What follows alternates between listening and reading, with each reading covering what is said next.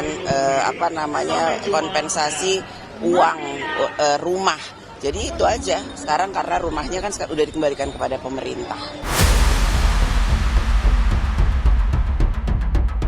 Anggota DPR sekarang bisa senyum lebar. Dengan adanya tunjangan rumah 50 juta rupiah per bulan, penghasilan resmi mereka tembus 100 juta lebih tiap bulan. Bukan main. Di saat rakyat jungkir balik bayar beras yang makin mahal, para wakil rakyat justru digelontor fasilitas elit. Publik marah, pengamat politik pun geleng-geleng. Egy Primayoga dari ICW bilang, keputusan ini nggak etis.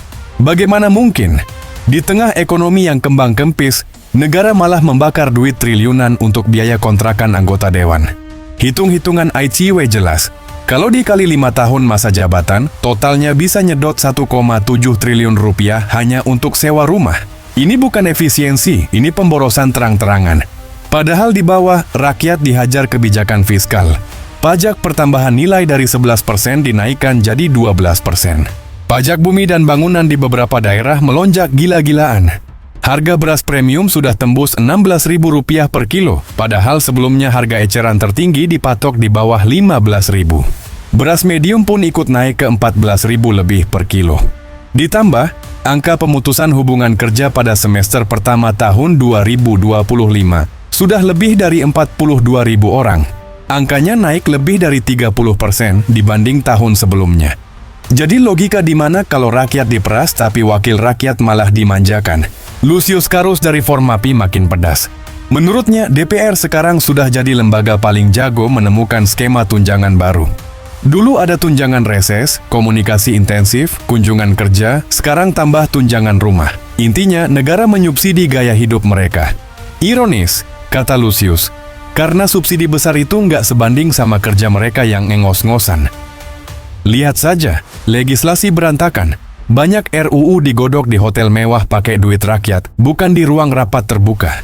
Bahkan beberapa UU besar yang menyentuh kepentingan publik dibahas diam-diam tanpa partisipasi warga.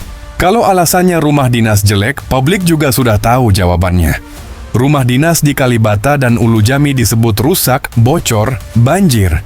Tapi anehnya, ICW menemukan ratusan miliar rupiah sudah digelontorkan buat pemeliharaan kompleks itu. Jadi kok bisa-bisanya alasan rusak dipakai untuk justifikasi tunjangan baru? Nggak nyambung. Malah terkesan ada rekayasa anggaran supaya anggota DPR bisa mengantongi duit tunjangan tambahan dengan dalih nggak layak huni. Sekjen DPR, Indra Iskandar, berdalih angka 50 juta rupiah itu mengacu ke standar Kementerian Keuangan. Katanya itu pengganti rumah dinas. Tapi rakyat langsung bisa membaca. Ini permainan istilah. Ganti fasilitas dengan tunjangan, tetap saja duit keluar lebih banyak. Lucius malah bilang DPR ini sudah obesitas tunjangan, gemuk fasilitas tapi kurus kerja. Masalahnya, semua kemewahan ini berbanding terbalik dengan kepercayaan publik. Survei Indikator Politik Indonesia Januari 2025 menunjukkan DPR hanya dipercaya 69% responden. Itu peringkat kedua terbawah dari 11 lembaga. Yang paling nggak dipercaya partai politik, cuma 62%. Artinya jelas rakyat sudah muak. Dan langkah kasih tunjangan rumah super jumbo ini hanya akan bikin jurang ketidakpercayaan makin lebar. Ketua DPR Puan Maharani coba membela diri. Katanya dalam setahun terakhir DPR menerima lebih dari 5.000 laporan masyarakat dan menindaklanjutinya. Katanya juga ada 14 RUU rampung, 11 RUU dalam pembahasan, partisipasi publik dibuka selebar-lebarnya.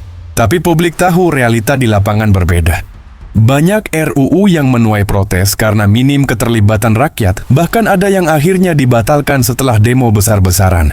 Jadi klaim ini seperti bedak tebal, menutupi wajah yang penuh jerawat. Sementara itu, anggota DPR lain bersuara normatif. TB Hasanuddin dari Komisi I bilang mereka hanya menerima. Berapapun dikasih, saya syukuri, katanya. Jawaban yang jujur tapi sekaligus menunjukkan mentalitas.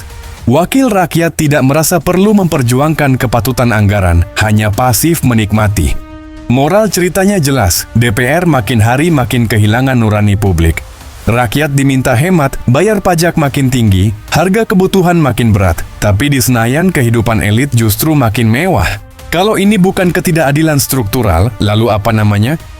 Sudahlah.